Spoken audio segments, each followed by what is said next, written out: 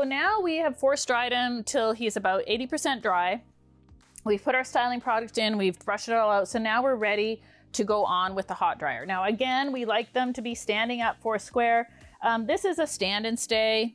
They're really heavy. They're great for kind of teaching them to stand up, but you can put a box there, you can put a tote there. I just like these stand and stays, plus I have them, so I use them.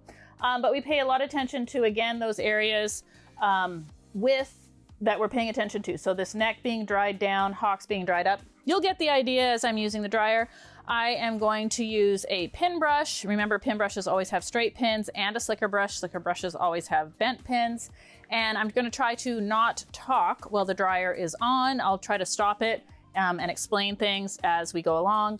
Also, I do like to use the hot dryer basically as hot as we can stand it, because it is the heat that does the styling. How hot? Well, if it feels too hot on your hand, guess what? Way too hot for your dog. He's panting a little bit because it is warm in here with all these lights, and you know, he has to be a superstar. So, you know, if your dog obviously starts to get overheated, then obviously it's time to turn down the dryer or give them a break, right? Or both, give them a break and turn down the dryer. But here we go.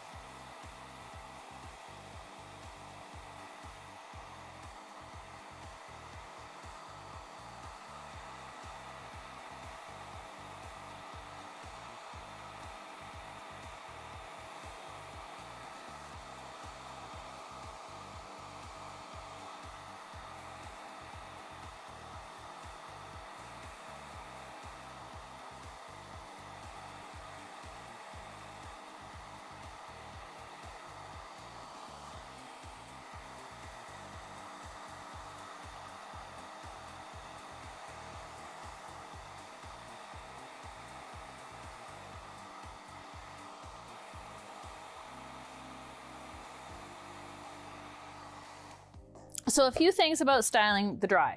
I like to use the slicker brush on all this kind of shorter hair, and I'm going to use it on the leg hair. And I like to use my pin brush on all the longer hair, but I also like to use a pin brush on the ears just because I do. The other thing, even as I'm drying his shoulder, see how he wants to turn his head this way?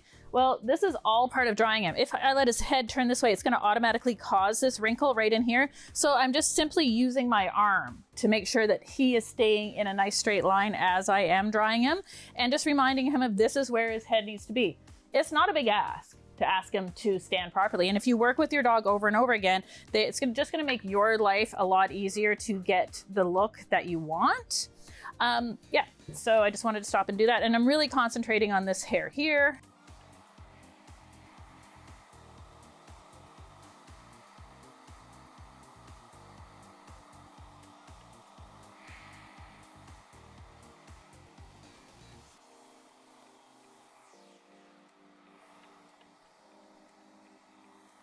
You'll notice I'm drying this area down, so I'm holding the dryer and drying it in the direction that I want it to go. I'm not going this way. If I do go this way, just to make sure that the layers underneath are dry, then I continue back this way.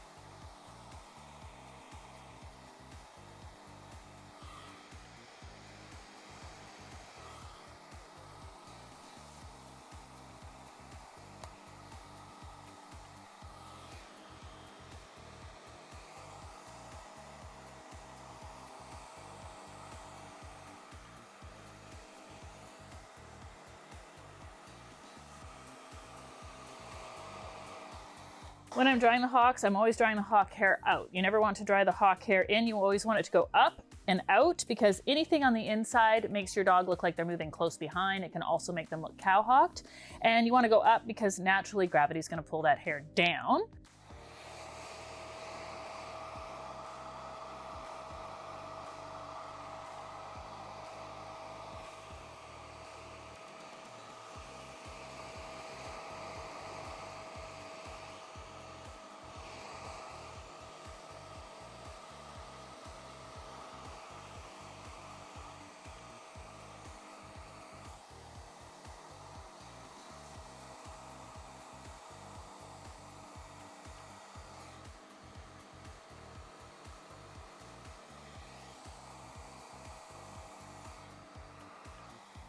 I'm gonna switch to the pin brush, but I'm always kind of reminding this hair where I want it to go as it's drying, right? Making sure that it doesn't feel cool.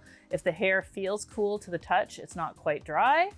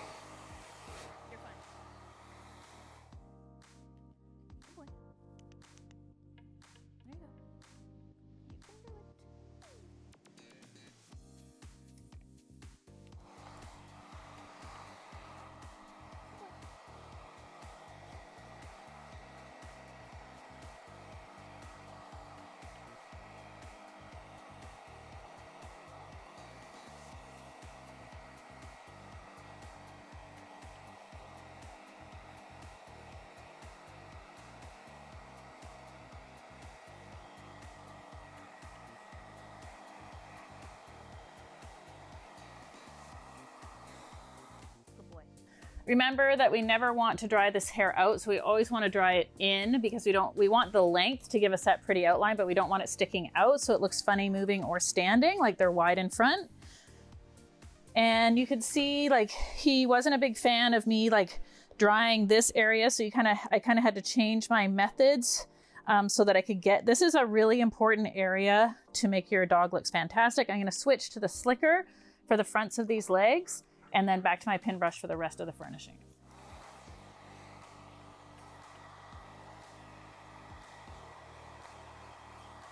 Stop. You're fine. Good boy. What a good boy. You're good. It's all good. Good boy. Good boy.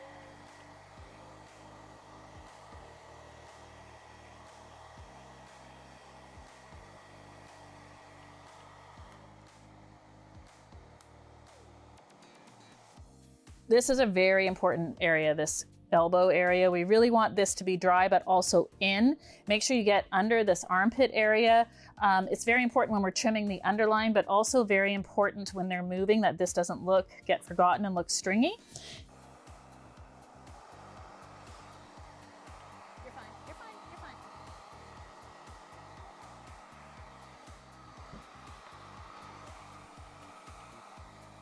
You'll notice that I'm always pointing the dryer in the direction that I want the coat to go, right? So this way I'm pointing it down for this area.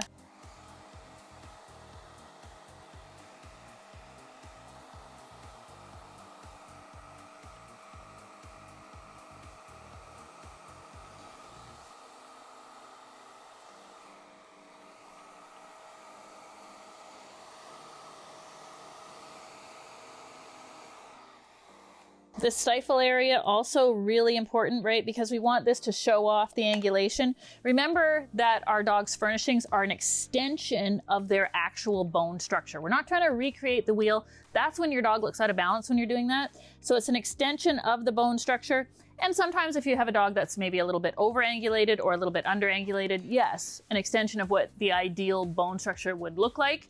Basically on Harley, we're just trying to not screw it up. right? Like he has lovely angulation. So we don't want to dry this back or dry it too far up or something and make the angulation look out of balance. His angulation is fine. So we just want to make sure that we're not screwing it up as we're drying it. So that means that we have to get our bodies in the position to dry it properly.